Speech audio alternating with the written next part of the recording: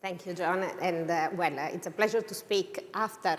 let's say, the speakers who were before me, because most of the topics that have been raised are very crucial to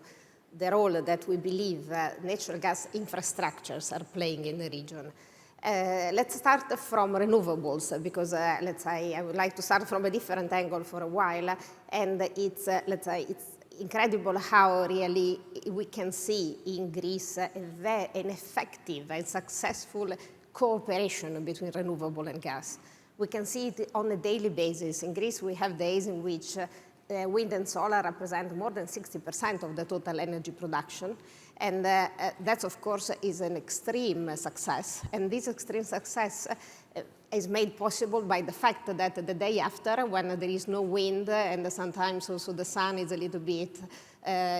foggy with the sand from the desert, unfortunately, 60% of this electricity is produced by natural gas. So we have really a cooperation and integration between these two sources of energy, and the infrastructure are the enabler of this cooperation because they represent let's say, the physical storage for this form of energy that is gas. So let's say what we are really experiencing is how, let's say, the technology that today is available and reliable to increase the penetration of renewable is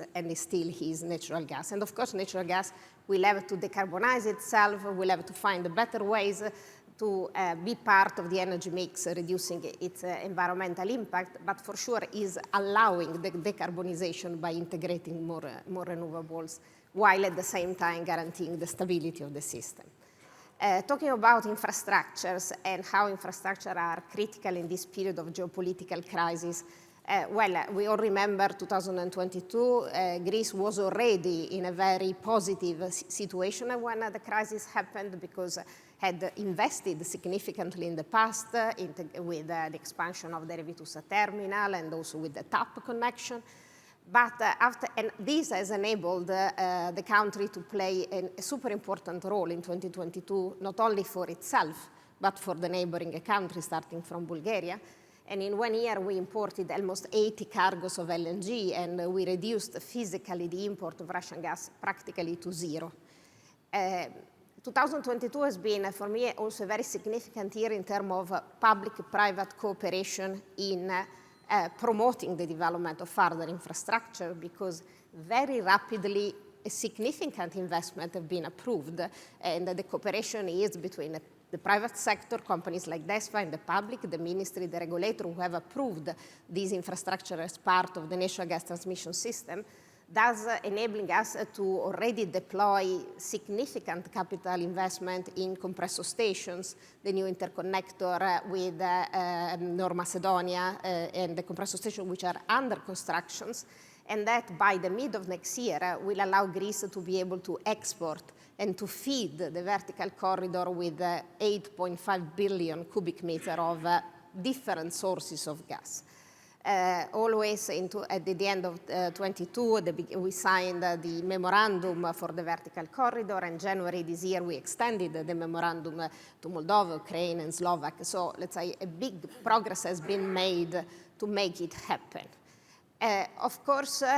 it doesn't mean that the problem has been solved, and we need to remain very much aware that the situation in which we operate is very volatile, and we have experienced in the last few months a second complete revolution of the flows. And as a matter of fact, in this moment, Greece is importing almost 60% of Russian gas.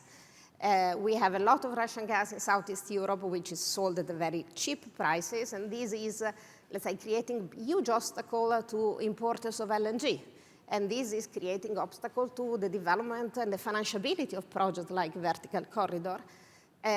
because the market players are not willing to take long-term commitment, both because of course, uncertainty about the role of gas, but also in the short, medium term about the sustainability of the level of prices. So let's say the effort that, again, the private and the public sector will have to make in the next few months is to make sure that we can overcome this short-term volatility, because investment infrastructure are long-term investment. We cannot decide on the basis of short-term prices. We cannot decide betting that this cheap Russian gas will keep flooding Southeast Europe. And so, let's say, even if Greece is certainly in a much stronger situation than it used to be, but much stronger than many of the neighboring countries, we need to look at the region as a whole, and it's really important that these investments find a way to be financed. And the success of Greece needed to be reproduced in other countries of Southeast Europe with the same degree, and I appreciate what was said about the transparency of the regulatory framework, the fact that in Greece you know which is the source of gas and where the gas is coming and going.